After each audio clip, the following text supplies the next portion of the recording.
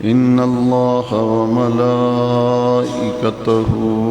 يصلون على النبي يا أيها الذين آمنوا صلوا عليه وسلموا تسليما الصلاة والسلام عليك يا سيدي يا رسول الله وعلى آلك وأصحابك يا سيدي يا خاتم النبيين.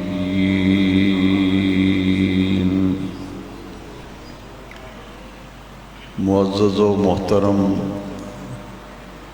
سامعین و حاضرین کرام، نئے اسلامی سال سن 1443 ہجری کا پہلا جمعہ مبارکہ ہے۔ نیا اسلامی سال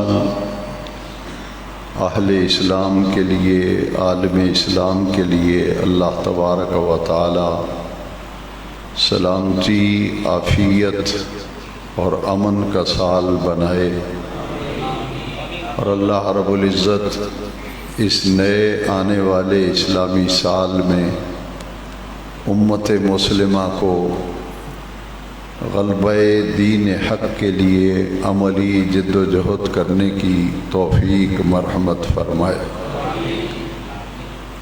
اسلامی سال کی ابتدا، اسلامی سال کا آغاز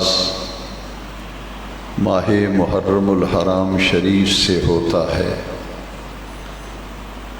جب بھی محرم شریف کا چاند طلوع ہوتا ہے، ہر سال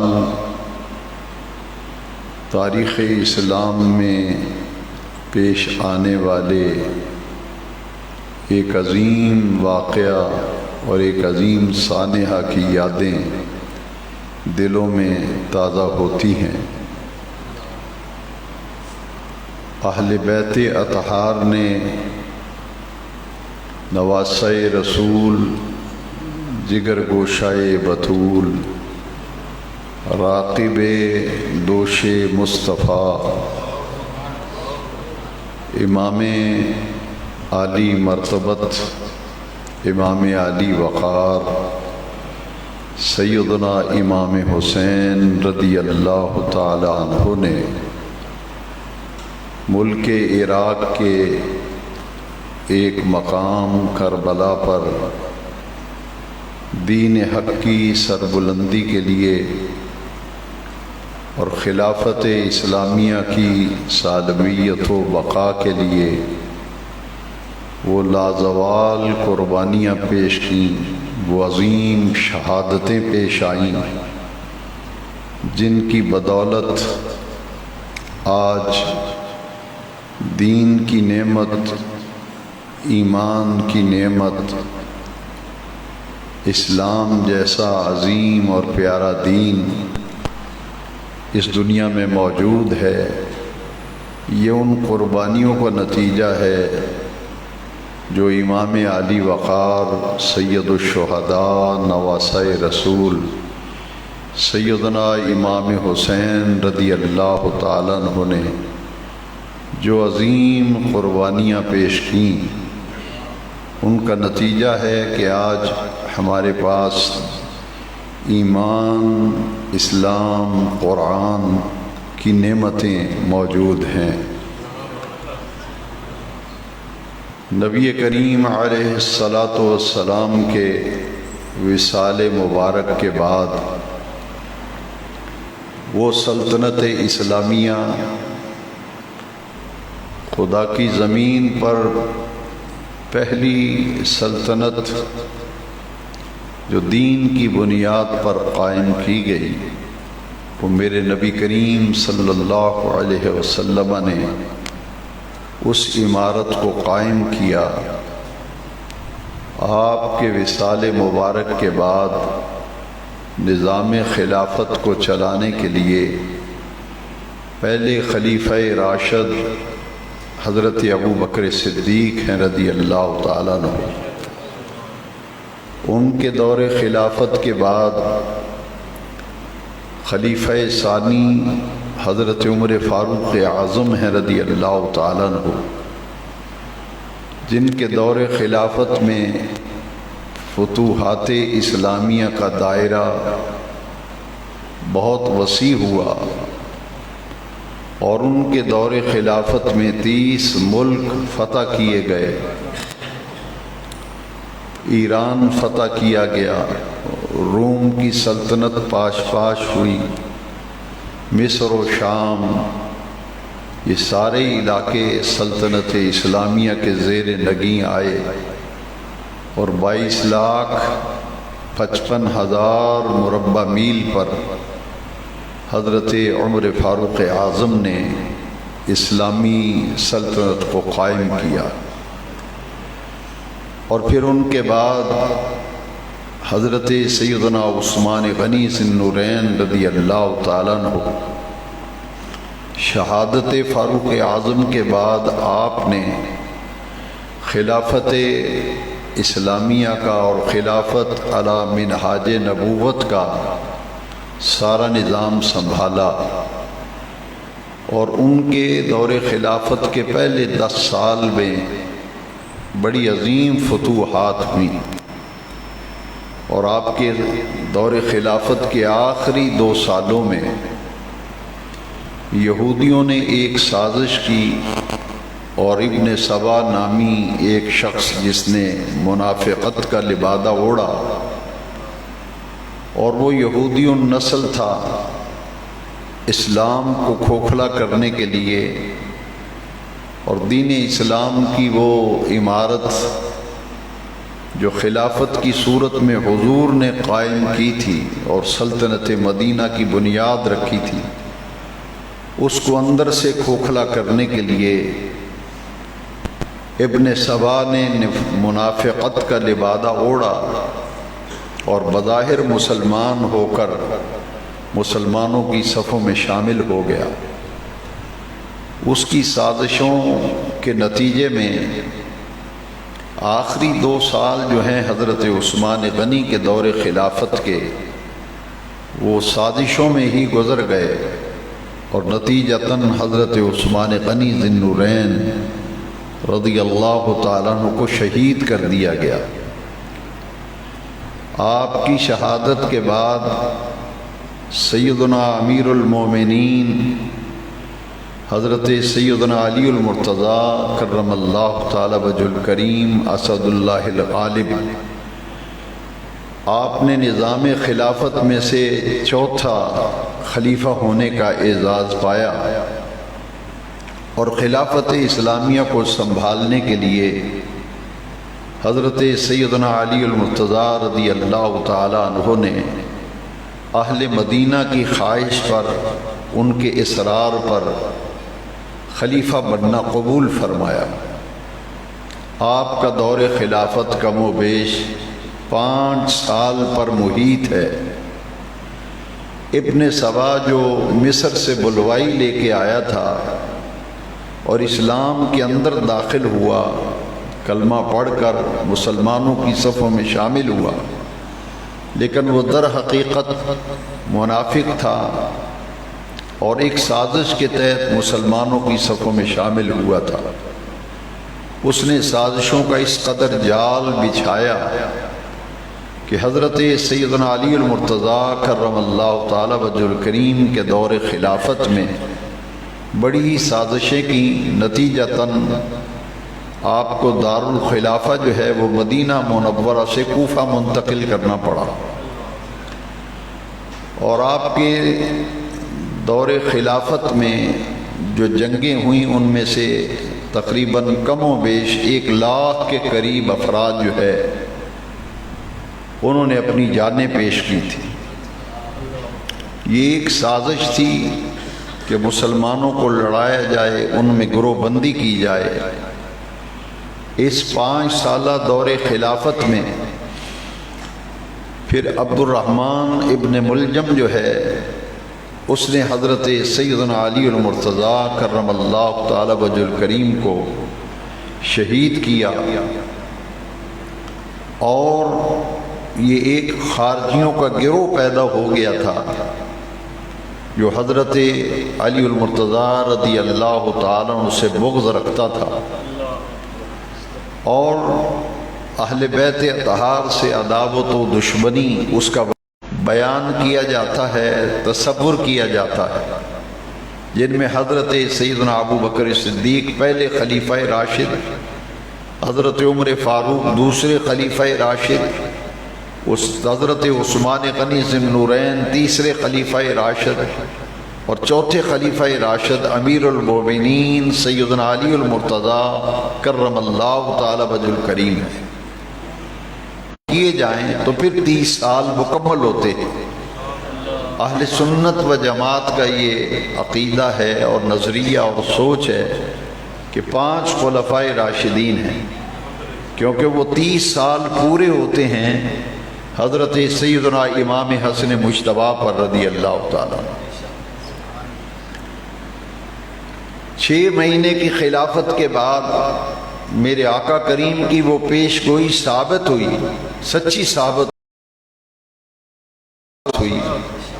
حضور نے فرمایا ابنی ھذا سید، فرمایا میرا یہ بیٹا حسن مجتبیٰ سردار ہے، اللہ تبارک و تعالی اس کے ذریعے سے مسلمانوں کے 2 گروہوں کے درمیان صلح کرائے گا۔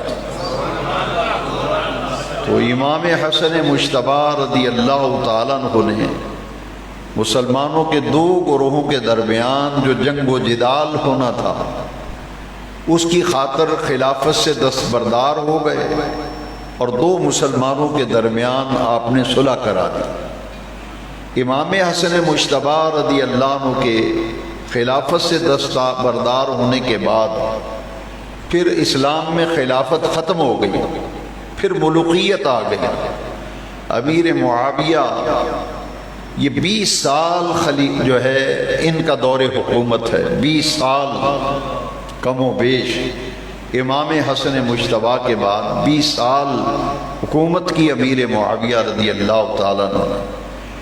ان کے بعد پھر سن 60 ہجری میں ان کا وصال ہوا۔ ان کے پورے دور خلافت کے اندر کوئی جھگڑا، کوئی فساد، کوئی جنگ وغیرہ قطع نہیں ہوئی۔ یہ 20 سالہ دور جو تھا بڑا پرامن دور تھا۔ جیسے ہی ان کا انتقال ہوا تو یزید اقتدار پر قابض ہو گیا۔ سن 60 ہجری میں اقتدار پہ آیا، اور 61 ہجری میں واقعہ کربلا پیش آتا ہے۔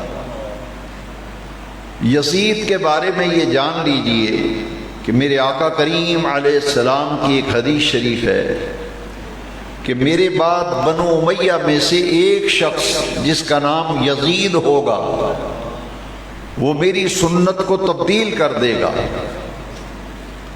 اور وہی نظام خلافت اور حدود اللہ کو پامال کرنے کے لیے یزید نے اقتدار میں آتے ہی کیسر و کسرا کی روایات کو قائم کرنا شروع کر دیا، اور اقتدار میں آتے ہی اس نے نماز کی پابندی کو ختم کر دیا، نماز کی پابندی اٹھا لی، فسق و فجور کو رواج دینے لگا۔ اس کے دور میں فسق و فجور عام ہو گیا، اور ہر معاشرتی برائی جو ہے وہ آہستہ آہستہ زور پکڑنے لگی، یہاں تک کہ لوگ بے نماز ہونے لگے، نماز کی پابندی اٹھا دی گئی، شراب عام ہو گئی، جنسی بے روی جو ہے وہ اپنے عروج پہ پہنچ گئی، اور کیسر و کسرا کے اقتدار کی روایات کو مضبوط کیا جا رہا تھا۔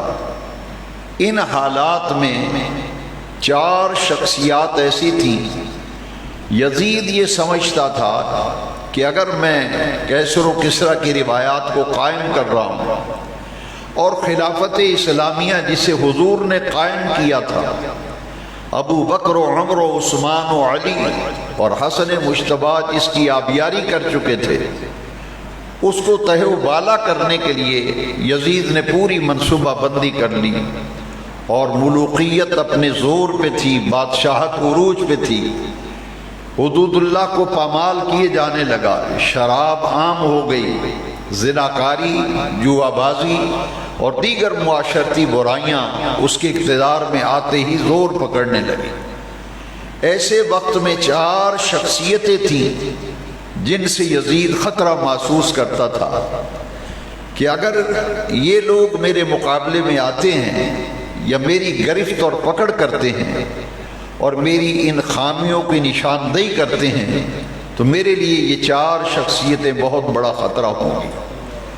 ایک تو حضور کے بھتیجے حضرت عباس رضی اللہ تعالیٰ عنہ، حضور کے چچا تھے حضرت عباس رضی اللہ بن عبد المطلب، ان کے بیٹے جو حضور کے چچا زاد بھائی تھے حضرت عبداللہ ابن عباس رضی اللہ تعالیٰ عنہ، یہ کبائر صحابہ میں سے تھے اور جلیل القدر صحابہ میں ان کا شمار ہوتا تھا۔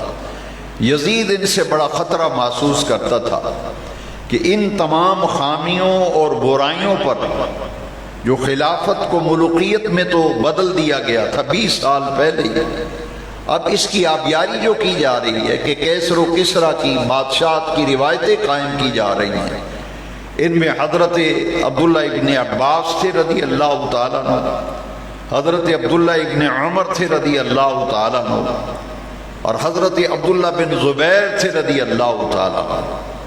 یہ حضرت عبداللہ بن زبیر رضی اللہ تعالیٰ عنہ جو ہیں یہ حضرت سیدنا ابو بکر صدیق رضی اللہ تعالیٰ عنہ کے نواسے ہیں، اور حضرت زبیر رضی اللہ تعالیٰ عنہ یہ اجلہ صحابہ کرام میں سے تھے۔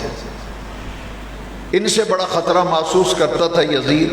اور چوتھے تھے حضرت سیدنا امام حسین رضی اللہ تعالیٰ عنہ، ایک حضرت عبد الرحمن بن ابی بکر، یہ خلفائے راشدین میں سے پہلے خلیفہ راشد ابو بکر ہیں رضی اللہ تعالیٰ، جن کے صاحبزادے عبد الرحمن دوسرے خلیفہ راشد حضرت عمر تھے، ان کے بیٹے عبداللہ ابن عمر، اور حضور کے چچا زاد بھائی حضرت عبداللہ ابن عباس رضی اللہ تعالیٰ عنہ۔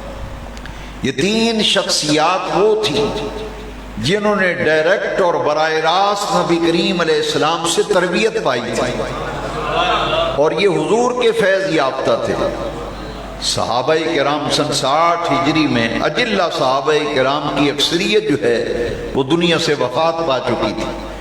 اب وہ لوگ موجود تھے جو نئے نئے اسلام میں آئے تھے، جنہوں نے نبی کریم علیہ السلام کی زیارت ہی نہیں کی تھی، جنہوں نے حضور کا زمانہ ہی نہیں پایا تھا۔ تو یہ شخصیات وہ تھیں جنہوں نے ڈائریکٹ اور براہ راست حضور سے تربیت پائی تھی، لہذا یزید ان شخصیات سے خطرہ محسوس کرتا تھا کہ اگر مجھے کوئی روکے ٹوکیں گے تو یہ 4 آدمی ہیں۔ حضرت عبد الرحمن بن ابی بکر، یہ بھی حضور کے اجلہ صحابہ میں سے ہیں۔ عبداللہ ابن عمر طویل عرصہ حضور کی صحبت میں رہے۔ حضرت عبداللہ ابن عباس ہیں، حضور کے چچا زاد بھائی ہیں، حضور کے فیض یافتہ ہیں۔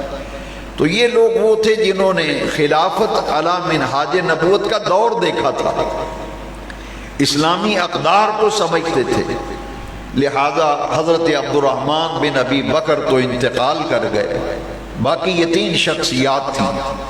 حضرت عبداللہ بن زبیر رضی اللہ تعالیٰ عنہ، ان کا یہ موقف تھا کہ مکہ مکرمہ ہمیں یہاں رہنا چاہیے، اور یہاں رہ کر ہمیں اپنے آقا کریم صلی اللہ علیہ وسلم کا لائے ہوا نظام، آپ کا قائم کیا ہوا دین جو ہے اس کی حفاظت اور بقا کے لیے مکہ مکرمہ کو ہمیں مرکز بنا کر ہمیں دین کی حفاظت کے لیے کردار ادا کرنا چاہیے۔ سیدنا امام حسین رضی اللہ تعالیٰ عنہ، یزید چونکہ اقتدار میں آ چکا تھا، اس نے گورنر مدینہ کو خط لکھا کہ یہ 4 شخصیتیں جو ہیں ان سے بیعت لو۔ اس دوران حضرت عبد الرحمن بن ابی بکر کا تو انتقال ہو گیا، وصال فرما گئے۔ باقی حضرت سیدنا امام حسین رضی اللہ تعالیٰ عنہ حضرت عبداللہ بن زبیر کو رات کو بلایا گورنر نے، کہا کہ آپ بیعت کیجئے ورنہ آپ کو گرفتار کرنے کا آرڈر میرے پاس آ گیا ہے۔ اور مروان بدبخت نے تو حضرت امام حسین کو قتل کرنے کے لیے گورنر مدینہ سے کہا کہ یزید کو اگر خطرہ ہے کہ حدود اللہ کو قائم کرنے کے لیے، خلافت علی منہاج نبوت کو بچانے کے لیے اگر کوئی شخصیت میدان میں آئے گی تو وہ حسین ابن علی کی ہے، لہذا ان کو قتل کر دیا جائے تاکہ قصہ ہی ختم ہو جائے۔ لیکن حضرت سیدنا امام حسین رضی اللہ عنہ حضرت عبداللہ بن زبیر نے گورنر مدینہ سے کہا کہ ہم مشورہ کرتے ہیں، سوچتے ہیں، اور سوچ و بچار کے بعد جو پھر رائے طے کی ہم تمہیں آگاہ کریں گے۔ تو جب رات کو یہ ملاقات ہوئی تو راتوں رات حضرت عبداللہ بن زبیر رضی اللہ تعالیٰ نے حالات کی سنگینی کا احساس کر لیا کہ جب مروان نے قتل کا کہا تھا تو وہ آواز حضرت امام حسین کے کانوں میں آئی، حضرت عبداللہ بن زبیر نے بھی خود سن لیا تھا۔ یہ دونوں شخصیتیں رات کی تاریکی میں مدینہ منورہ سے ہجرت کر کے حضور کے روضہ اطہر پر آپ دیدہ ہو کر حاضری دی، اور یہاں سے پھر حضرت عبداللہ بن زبیر اور حضرت امام حسین رضی اللہ تعالیٰ عنہ مکہ مکرمہ ہجرت کر گئے۔ مکہ مکرمہ میں جب آپ تشریف لے گئے تو شعبان المعظم کی 4 تاریخ تھی اور سن 60 ہجری کہ امام حسین رضی اللہ تعالیٰ عنہ مکہ شریف میں پہنچے تو اہل کوفہ کے خطوط آنا شروع ہو گئے کہ یزید اقتدار میں آ گیا ہے، آپ جانتے ہیں کہ شرابی ہے، زانی ہے، نماز کی پابندی کو ختم کر دیا ہے، بد کرداری، فسق و فجور عام ہو رہا ہے۔ تو آپ کے نانا جان نے جو خلافت قائم کی تھی، جس دین کی عمارت کو قائم کیا تھا، اس کو بچانے کے لیے آپ تشریف لے آئیں، ہم آپ کے ہاتھ میں بیعت کریں گے، آپ کا ساتھ دیں گے تاکہ خلافت اسلامیہ جو ہے اسے قائم کر دیا جائے۔ یہ خطوط اہل کوفہ کی طرف سے حضرت سیدنا امام حسین کے پاس آنے لگے۔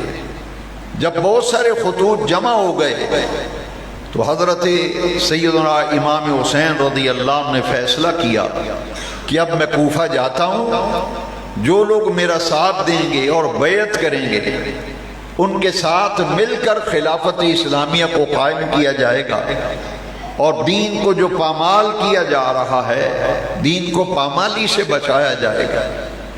اس کے لیے پھر مشورہ ہوا، حضرت عبداللہ ابن عباس رضی اللہ تعالیٰ عنہ، حضرت عبداللہ ابن عمر اور حضرت عبداللہ بن زبیر رضی اللہ تعالیٰ، ان تینوں شخصیات نے ہاتھ باندھے اور معافی مانگی حضرت امام حسین سے کہ خدا کے لیے آپ کوفے کا قصد نہ فرمائیں، ہم آپ کے آگے ہاتھ جوڑتے ہیں، معافی مانگتے ہیں کہ کوفہ جانے کا ارادہ ترک کر دیں، کیونکہ الکوفی لا یوفی، کوفے والے جو وعدہ کرتے ہیں پھر وہ نبھاتے نہیں ہیں، اس کی خلاف ورزی کرتے ہیں، ان کی سرشت میں وفا نہیں ہے۔ ہمیں اندیشہ ہے کہ یہ آپ کا ساتھ تو دینے کا آج خط لکھ کر اقرار کر رہے ہیں، لیکن جب یزید کا ڈنڈا چلے گا تو یہ سب لوگ آپ کا ساتھ چھوڑ جائیں گے۔ اللہ تبارک و تعالیٰ کی بارگاہ سے قضاء و قدر کا فیصلہ ہو چکا تھا، یہ شہادت حسین کی صورت میں منتج ہونا تھا، کیونکہ سن 4 ہجری میں حضرت امام حسین رضی اللہ عنہ کی ولادت ہوتی ہے۔ ہجرت مدینہ جب نبی پاک علیہ السلام نے فرمائی تو ہجرت کا 4تھا سال تھا، شعبان المعظم کی 5 تاریخ تھی جب امام حسین رضی اللہ تعالیٰ عنہ کی ولادت باسعادت ہوئی تھی۔ جب آپ پیدا ہوئے اور آپ کے بچپن اور شیر خارگی میں ہی آپ کی شہادت کی خبریں جو ہیں وہ عام ہو چکی تھی۔ مشکات شریف کے اندر یہ حدیث شریف ہے کہ سیدنا امام حسین رضی اللہ عنہ حضور کی گود میں بیٹھے تھے اور حضور ان کے ہونٹوں کو چوم رہے تھے۔ اسی دوران ایک ایسا فرشتہ آیا جو پہلے سرکار کی بارگاہ میں کبھی حاضر نہیں ہوا تھا۔ یہ آنے والا فرشتہ جس کی ڈیوٹی بارش پہ ہے، یہ بارش کا فرشتہ تھا۔ اس نے آ کے عرض کی، یا رسول اللہ صلی اللہ علیہ وسلم، یہ آپ کا بیٹا جس سے آپ پیار فرما رہے ہیں، حسین، میں خبر لے کے آیا ہوں کہ آپ کے اس بیٹے کو آپ کی امت جو ہے وہ شہید کر دے گی، اور اگر آپ چاہیں تو میں مقتل حسین کی مٹی بھی اٹھا کے آپ کو پیش کر دوں۔ چنانچہ آقا کریم علیہ السلام کی بارگاہ میں پہلی مرتبہ آنے والا یہ فرشتہ بارش کا فرشتہ تھا، جس نے کربلا کی خاک بھی سرکار کی بارگاہ میں پیش کر دی۔ میرے آقا عبدیدہ ہو گئے۔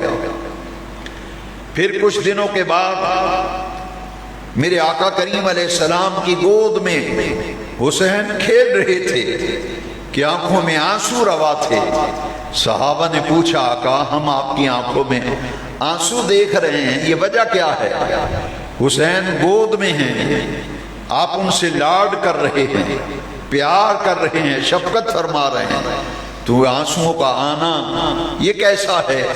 میرے آقا نے فرمایا، اتانی جبرائیل، میرے پاس ابھی جبریل آئے ہیں، فاخبرنی، اور انہوں نے آ کر مجھے اللہ کا پیغام دیا ہے، ان امتی ستقتل ابنی ھذا، کہ میری امت میرے اس بیٹے کو شہید کر دے گی۔ ابھی مجھے جبریل نے بھی آ کے شہادت حسین کی خبر دی ہے، اور جو مقتل حسین ہے، جہاں حسین کو شہید کیا جائے گا، اس کی مٹی بھی مجھے عطا کی ہے۔ میرے آقا کریم نے جب شہادت حسین کی خبر سنی تو حضور نے دعا فرمائی، اللہم آت الحسین صبرا و اجرا، باری تعالیٰ جب میرا حسین شہید کیا جا رہا ہو تو میرے حسین کو صبر بھی دینا اور میرے حسین کو اجر بھی دینا۔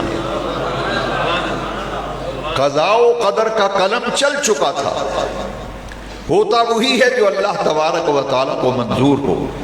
تنین جلیل القدر صحابہ کے منع کرنے کے باوجود اور مشورہ دینے کے باوجود حضرت سیدنا علی المرتضیٰ رضی اللہ عنہ رخت سفر مانتے ہیں، اور پھر مشورہ یہ ہوا کہ حضرت مسلم بن عقیل رضی اللہ عنہ ان کو بھیجا جائے تاکہ کوفی حالات کا جائزہ تو لے جا کر کہ واقعی لوگ تیار ہیں ساتھ دینے کے لیے۔ امام مسلم جب تشریف لے گئے تو 12,000 کوفیوں نے امام حسین کے لیے آپ کے ہاتھ میں بیعت کر دی۔ یزید کو جب پتہ چلا، اور یزید کا جو اقتدار کا مرکز تھا وہ دمشق تھا شام میں، دمشق میں جب پتہ چلا کہ 12,000 افراد نے امام حسین کے لیے بیعت کی ہے امام مسلم کے ہاتھ پر، تو یہ 12,000 افراد جو ہیں یہ میرے خلاف اٹھ کھڑے ہوں گے تو میرے اقتدار کے لیے بہت بڑا خطرہ ہوگا۔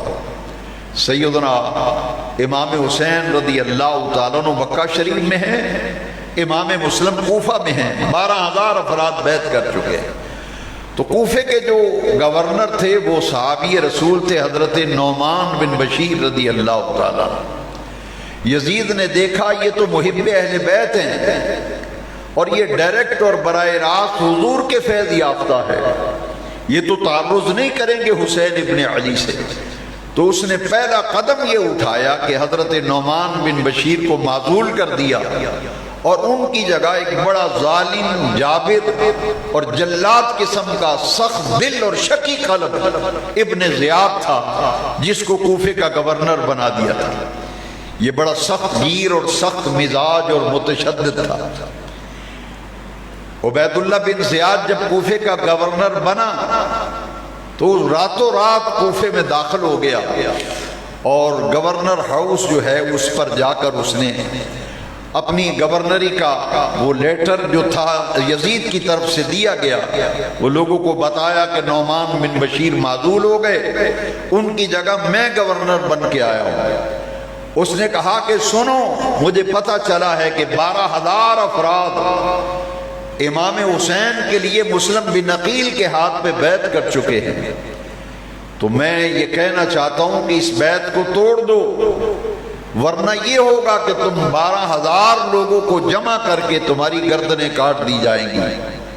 وہ 12,000 لوگ جو کوفی تھے، جب ڈنڈا چلا اور اقتدار کا یہ اعلان سنا تو 12,000 افراد جو ہے وہ آہستہ آہستہ تتر بتر ہونے لگے، یہاں تک کہ مغرب کی نماز میں حضرت امام مسلم کوفہ کی جامع مسجد میں مغرب کی جماعت کی امامت کراتے ہیں، اور جب آپ نے سلام پھیرا، نماز شروع ہوئی تو 12,000 افراد پیچھے نماز پڑھ رہا ہے، اور جب سلام پھیرا تو صرف 2 صاحبزادے جو ساتھ آئے تھے امام مسلم کے بیٹے وہ رہ گئے، باقی سارے کے سارے کوفی جو مسجد سے نکل کے بھاگ گئے۔ نتیجہ یہ ہوا کہ کوفے کے اندر ایک محب اہل بیت شخص رہتا تھا جو بوڑھا آدمی تھا، مگر اہل بیت کی اسے بڑی محبت تھی۔ اس نے کہا بوڑھا تو میں پہلے ہی ہوں، تو چلو اگر میں شہید کر بھی دیا گیا تو میرے لیے یہ انعام ہوگا کہ رسول اللہ کی محبت اور ان کے شہزادوں کے تحفظ کے لیے میری جان کام آئی ہے۔ اس نے حضرت امام مسلم کو پناہ دی۔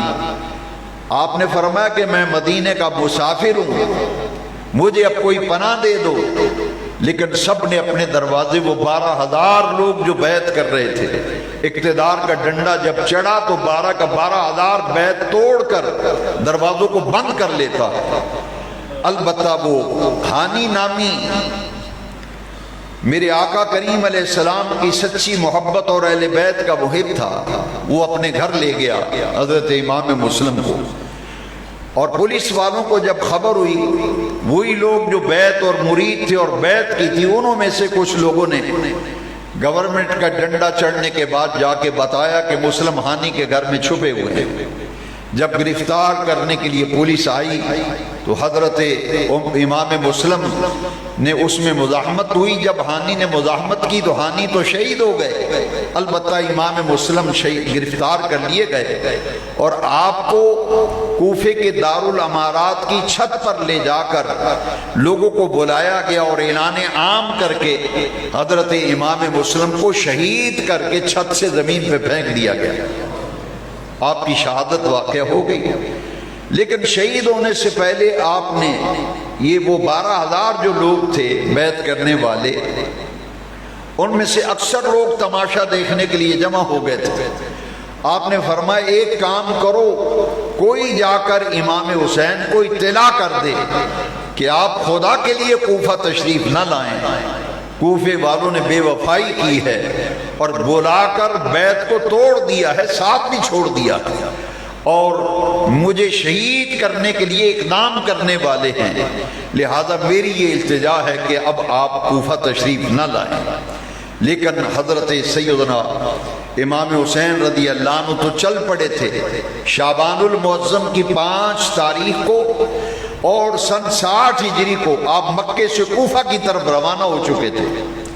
راستے میں اطلاع ملی کہ حضرت امام مسلم بن عقیل کو شہید کر دیا گیا، اور ان کے 2 چھوٹے چھوٹے بچے تھے ننھے سے، ایک کا نام محمد تھا، ایک کا نام ابراہیم تھا۔ ان 2 بچوں کو بھی شہید کر دیا گیا، اور شہید کرنے کے بعد ان کے اجساد مبارکہ نہر فرات میں پھینک دیے گئے تھے۔ یہ 2 بڑی دردناک شہادتیں تھیں۔ امام مسلم تو شہید کر دیے گئے، مگر اگلے ہی دن آپ کے چھوٹے صاحبزادے محمد کو اور ابراہیم کو بھی شہید کر دیا گیا۔ راستے میں اطلاع ملی کہ آپ کوفہ تشریف نہ لے جائیں، کوفے کے حالات بدل چکے ہیں، بیعت توڑ دی ہے لوگوں نے، لہذا آپ قصد نہ کریں کوفہ کا، مکہ واپس چلے جائیں۔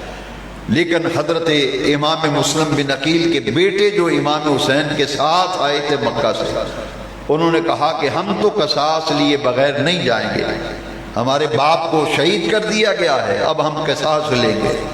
حضرت سیدنا امام حسین رضی اللہ تعالیٰ عنہ انتہائی شریف النفس تھے، انتہائی صابر طبیعت کے تھے اور غیور تھے۔ آپ نے کہا کہ اگر آپ کا یہ ارادہ ہے تو پھر میں واپس نہیں جاتا، میں بھی آپ کے ساتھ کوفہ ہی جاؤں گا۔ راستے میں ایک عرب کا ایک بہت بڑا شاعر تھا جس کا نام فرزدق ہے، نامی گرامی شاعر تھا۔ اس نے جب دیکھا کہ ایک قافلہ جا رہا ہے تو پوچھا یہ کون لوگ ہیں؟ کہا کہ یہ رسول اللہ کے نواسے ہیں، فاطمہ کے لال ہیں، علی کے جگر پارے ہیں جن کا نام حسین ہے، یہ مختصر سا قافلہ ہے، ان کو لے کر کوفہ کی طرف جا رہے ہیں۔ فرزدق شاعر نے جا کر امام حسین کے آگے ہاتھ باندھے، ان کے پاؤں کو ہاتھ لگایا، اس نے کہا حضرت کوفے کا قصد نہ فرمائیں، مسلم بھی شہید ہو گئے، ان کے بیٹے محمد ابراہیم بھی شہید ہو گئے، تو مجھے لگتا ہے کہ آپ اگر جائیں گے تو آپ کو بھی شہید کر دیں گے۔ حضرت امام حسین رضی اللہ تعالیٰ عنہ حضور کی بارگاہ سے براہ راست اکتساب فیض کرنے والے تھے۔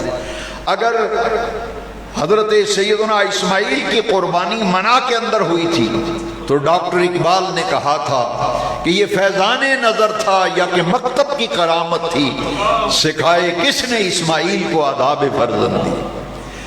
حضرت اسماعیل کسی دارالعلوم میں پڑھے نہیں تھے، نہ کسی مدرسے میں گئے تھے، اور آپ خطبات جمعہ سنتے رہتے ہیں، میرے درس سنتے رہتے ہیں، آپ جانتے ہیں کہ اپنے والد کی خدمت میں بھی زیادہ وقت رہنے کے لیے نہیں ملا۔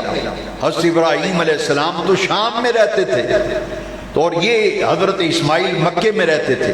حضرت ابراہیم آتے تھے مل کے چلے جاتے تھے، آتے تھے مل کے چلے جاتے تھے، زیادہ وقت اپنے والد کی خدمت میں رہنے کا موقع نہیں ملا حضرت اسماعیل کو۔ تو اقبال نے کہا یہ فیضان نظر تھا یا کہ مکتب کی کرامت تھی، سکھائے کس نے اسماعیل کو آداب فرزندی۔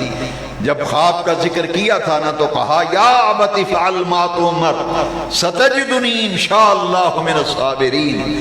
یہ فیضان نظر، وہ فیضان نظر حضرت ابراہیم علیہ السلام کا تھا، اور حسین کے پاس جو امانت تھی یہ فیضان نظر آمنہ کے لال کا تھا۔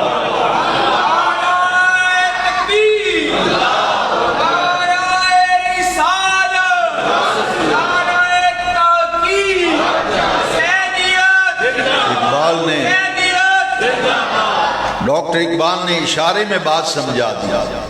اقبال کہتے ہیں نہایت سادہ و رنگی ہے داستان حرم، نہایت سادہ و رنگی ہے داستان حرم، نہایت اس کی حسین ابتدا ہے اسماعیل، نہایت اس کی حسین ابتدا ہے اسماعیل۔ یہ حسین وہ ہیں، حضرت اسماعیل کو تو موقع ہی نہیں ملا۔ والد ابراہیم علیہ السلام شام میں رہتے ہیں، آتے ہیں مل کے چلے جاتے ہیں، اور حسین تو وہ ہیں جو آقا کی آغوش میں کھیلتے ہیں، مصطفیٰ سجدے میں جاتے ہیں حسین اوپر بیٹھ جاتے ہیں۔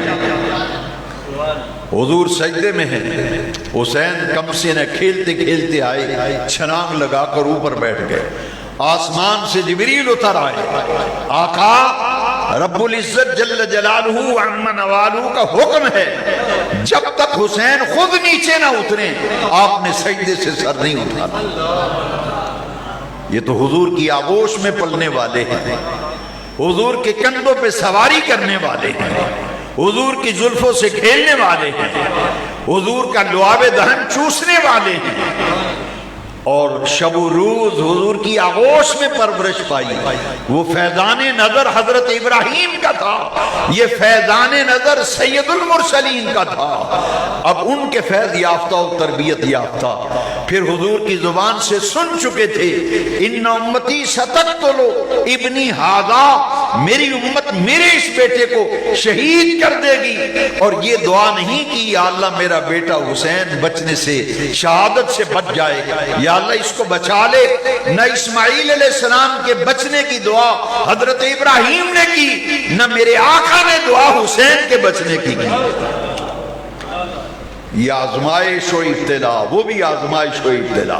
وَإِذِ ابْتَلَىٰ إِبْرَاهِيمَ رَبُّهُ بِكَلِمَاتٍ فَأَتَمَّهُنَّ، آخری کڑی آزمائش ذبح اسماعیل تھا، یہاں بھی آزمائش تھی۔ وَلَنَبْلُوَنَّكُمْ بِشَيْءٍ مِّنَ الْخَوْفِ وَالْجُوعِ وَنَقْصٍ مِّنَ الْأَمْوَالِ وَالْأَنفُسِ وَالثَّمَرَاتِ۔ کربلا میں وہ کون سا امتحان ہے، وہ کون سی آزمائش ہے جو نہیں آئی؟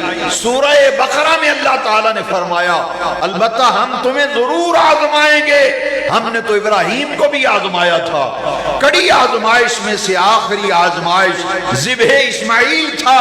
ہم آزمائش کرتے ہیں، یہ ہمارا قانون قدرت ہے، ہم بھوک دے کر آزماتے ہیں، پیاس دے کر آزماتے ہیں، ہم خوف دے کر آزماتے ہیں۔ نہر فرات قریب تھی مگر 3 دن پانی پہ پہرا لگا دیا گیا، پانی کی بوند تک خیمہ اہل بیت میں نہ جانے دی گئی، ادھر بھی آزمائش ادھر بھی آزمائش۔ اقبال نے کہا نہایت سادہ و رنگی ہے داستان حرم، نہایت اس کی حسین ابتدا ہے اسماعیل۔ امتحان مقصود تھا۔ ادھر ابراہیم علیہ السلام نے خواب دیکھا ہے بیٹے کو ذبح کر رہا ہوں، یہ نہیں کہتے میرا بیٹا ذبح ہونے سے بچ جائے، بلکہ یہ کہا یا بنی انی ارا فی المنام، بیٹے میں نے خواب دیکھا ہے تجھے ذبح کرتا ہوں، فانظر ماذا ترى۔ بیٹا بھی نہیں کہتا ابا جی آپ پیغمبر ہیں، خلیل ہیں، دعا کریں میں بچ جاؤں۔ آج لوگ کہتے ہیں جب حضور نے شہادت کی خبر دی تھی تو بچنے کی دعا نہیں کی حضور نے، نہ بچایا، نہ علی نے بچایا، نہ حضور نے دعا کی، نہ علی نے دعا کی۔ بات کیا تھی؟ امتحان مقصود تھا۔ وہ جانتے تھے محبوبین مقربین آزمائے جاتے ہیں، آزمائشیں آتی ہیں، دنیا کو بتانا مقصود تھا۔ یزید کا ظلم اگر انتہا کی آخری حدوں تک پہنچا تھا تو حسین نے بھی صبر کی آخری منزلوں کو طے کر دیا تھا۔ یہ آزمائش تھی والا نبلونکم، اس لیے دعا کی ہے۔ نہ ابراہیم کہتے ہیں اسماعیل بچ جائے، نہ اسماعیل کہتے ہیں ابا جی دعا کرو میری قربانی بچ جائے، نہ یہی کہا یا ابت افعل، ابا جان جس کام کا حکم دیا ہے وہ کر گزریے۔ حسین نے بھی کہا باری تعالیٰ اگر میرے خاندان کی قربانیاں اور میری جان کی قربانی سے دین بچتا ہے تو میں اپنی جان کی قربانی بھی دوں گا، بچوں کی قربانی بھی پیش کرتا۔ اس لیے ڈٹ گئے حسین۔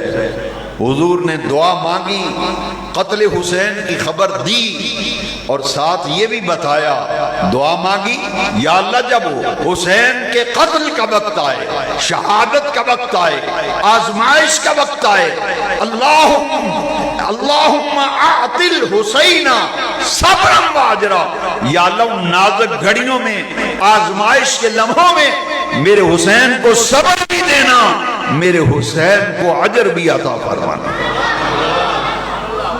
72 افراد۔ آج لوگ کہتے ہیں معاذ اللہ حسین اقتدار کے لیے گئے تھے۔ میں پوچھنا چاہتا ہوں ناہنجارو، کبھی اقتدار پہ قبضہ کرنے کے لیے صرف 72 افراد اور ان میں بھی مخدرات عصمت، پردہ دار، مقیفت معاب بیبیاں اور ان میں بچے چھوٹے چھوٹے، کل نفوس قدسیہ کی تعداد 72 ہے، جس میں 20 افراد ہاشمی خاندان کے، کل افراد کربلا میں 72 اور ان میں سے صرف 20 خانوادہ نبوت کے افراد۔ یہ اقتدار پہ قبضہ تھا، اقتدار کی جنگ نہ تھی، نعوذ باللہ نعوذ باللہ، اقتدار کے لیے نہ گئے تھے، وہ تو اپنے نانے کا لایا ہوا نظام، اپنے نانے کے لائے ہوئے دین و شریعت کو قائم کرنے کے لیے، اور وہ عمارت دینیہ اور خلافت اسلامیہ جو نانا جان نے جس کی بنیاد مدینے میں رکھے تھی، اس کو بچانے کے لیے حسین کوفے کی طرف نکلا۔ ادھر امام مسلم بھی شہید، ان کے بچے بھی۔ عبید اللہ بن زیاد بڑا ظالم و جابر تھا، کوفے کا گورنر بنا دیا۔ امام حسین رضی اللہ عنہ جب کوفہ میں پہنچے تو دیکھا وہاں کون ہے؟ حر بن یزید ریاحی 10,000 کا لشکر لے کے کھڑا تھا، لیکن جانتے ہیں یہی حر جو ہے پھر اس نے یزید کے لشکر کو چھوڑ دیا تھا اور امام حسین کی غلامی میں اپنے آپ کو دے دیا تھا، اور یہ بھی شہید حر بن یزید ریاحی، یہ بھی غلامی اہل بیت میں آ گیا، اور پھر بھی یہ بھی انہوں نے بھی جام شہادت نوش کیا۔ یہ 10,000 افراد کا لشکر لے کے آئے۔ عبید اللہ ابن زیاد نے ہدایت دی تھی کہ حسین سے بیعت لو، کہ وہ یزید کی خلافت پر بیعت کریں اور اسے خلیفہ مانیں۔ آپ نے فرمایا خلافت تو رہی نہیں، یہ تو ملوکیت ہے، باقی رہ گئی یہ بات کہ فاسق و فاجر کے ہاتھ میں حسین ہاتھ دے دے، یہ ممکن نہیں ہے۔ اس زمانے میں کوئی ووٹ نہیں بنے تھے، ووٹنگ نہیں ہوتی تھی، نہ کوئی ریفرنڈم ہوتا تھا، البتہ بیعت تھی، بیعت خلافت۔ اس کا طریقہ یہ تھا کہ خاندان اور قبیلے، بڑے بڑے خاندان اور قبیلے جو ہیں ان کا سربراہ اگر کسی کو خلیفہ مان لیتا تھا تو اس کا مطلب یہ ہوتا تھا کہ پورے خاندان نے اسے خلیفہ مان لیا۔ لہذا حضرت امام حسین رضی اللہ تعالیٰ عنہ پوری کربلا کہ آپ نے بیعت کیوں نہ کی، اپنی جان کا نذرانہ کیوں دیا، 72 افراد قربان ہو گئے اور ان میں سے 20 ہاشمی خاندان مخدرات عصمت۔ ارے میرے امام اقتدار کے لیے نہ گئے تھے، جن کے پاس رسول اللہ کا ممبر تھا، رسول اللہ کا دین تھا، جو محراب و ممبر کے وارث تھے، انہیں کرسی و اقتدار کی کیا ضرورت تھی؟ وہ تو دین کو بچانے کے لیے گئے تھے کہ دین کا حلیہ بگڑ گیا، شریعت کو مذاق بنا دیا گیا، نماز کی پابندی ختم ہو گئی، یہاں تک کہ جو بہن بھائی کے نکاح کو جائز قرار دے دیا اس نے، معاذ اللہ۔ یزید ایک ظالم، جابر، فاسق و فاجر، اور سیدنا امام احمد بن حنبل علیہ رحمہ آپ نے فرمایا کہ یزید کو میں کافر کہتا ہوں۔ یہ کون کہہ رہا ہے؟ سیدنا امام احمد بن حنبل رضی اللہ تعالیٰ فرماتے ہیں شریعت اسلامیہ کی دھجیاں اڑانے والا، نماز کی پابندی کو ختم کرنے والا، حدود اللہ کو پامال کرنے والا یزید تھا۔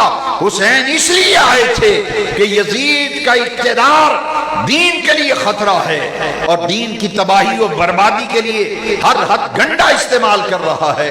دین بچانے کے لیے حسین نے قربانی دی اور اپنا خاندان بھی قربان کر دیا تھا۔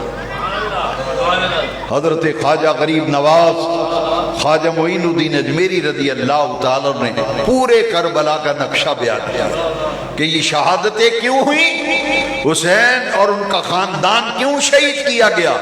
وہ کہتے ہیں کہ شاہ است حسین، بادشاہ است حسین۔ یہ خواجہ غریب نواز حضرت خواجہ معین الدین چشتی اجمیری کا نذرانہ عقیدت ہے بارگاہ حسین میں۔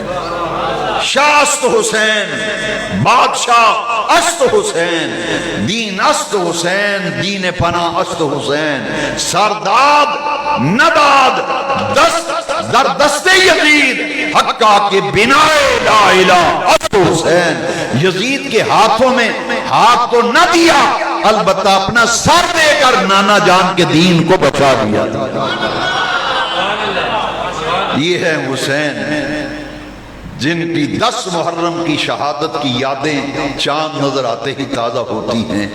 10 محرم الحرام کو یہاں اس مسجد میں، بارگاہ حسینی میں، بارگاہ اہل بیت میں مختصر سا ہم حقیر سا نذرانہ عقیدت، ارمغان محبت اور نظر پیش کرنے کے لیے ہر سال محفل ذکر شہادت حسین پاک کا اہتمام کرتے ہیں۔ آپ سب حضرات 10 محرم کو عشاء کے بعد محفل میں تشریف لائیے، لنگر حسینی کا وسیع انتظام ہوگا۔ خطاب کے لیے راولپنڈی سے علامہ صاحبزادہ محمد حسنات صاحب تشریف لا رہے ہیں، حسنات چشتی صاحب، وہ واقع کربلا بیان فرمائیں گے انشاءاللہ۔ آج میں نے تمیدی گفتگو کی ہے، اگلے جمعے انشاءاللہ جہاں آج میں نے بیان چھوڑا ہے اگلے جمعے یہیں سے شروع ہوگا۔ پورا بیان سمجھنے اور سننے کے لیے 12:45 بجے تک مسجد میں تشریف لے آئیں۔ اللہ تبارک و تعالی شہادت حسین کے صدقے ہماری دنیا اور آخرت بہتر فرمائے۔ وآخر دعوانا